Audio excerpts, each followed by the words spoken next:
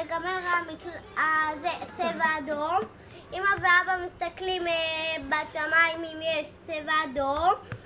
אם אין או יש, הם הולכים למקלט ההורים, או שאין, הם לא הולכים למקלט. Străzi, clădiri prăfuite construite la marginea deșertului Negev. La o primă vedere pare o așezare părăsită. Sderot, un orășel israelian la granița cu fâșia Gaza. Țeva adom sau alerta roșie face parte din viața lor.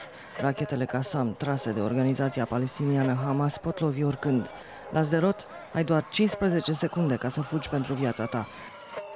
Deși nu le vezi, oriunde te-ai întoarce există adăposturi. Culorile vii care acoperă betonul armat fac frica să mai dispară, iar oamenii își închipuie că duc o viață normală.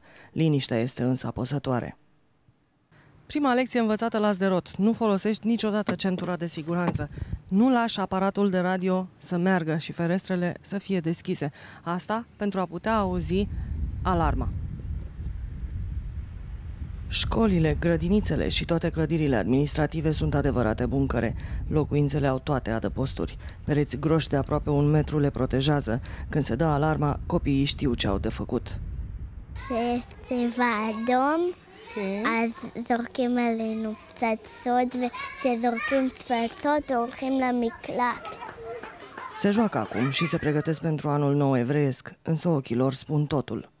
Teroriștii își semnează în general atacurile printr-un cod al culorilor. Green Qassams come from Hamas, the red come from Islamic Jihad, the yellow come from Al-Aqsa Brigade. The yellow ones also sometimes have writing on. The writing usually says in Hebrew and in Arabic Al-Quds, which means Jerusalem. Sunt zile când organizația teroristă Hamas atacă orașul de cel puțin 2 ori.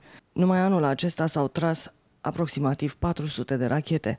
Au murit 10 de oameni, mulți erau copii, iar supraviețuitorii suferă de stres post-traumatic.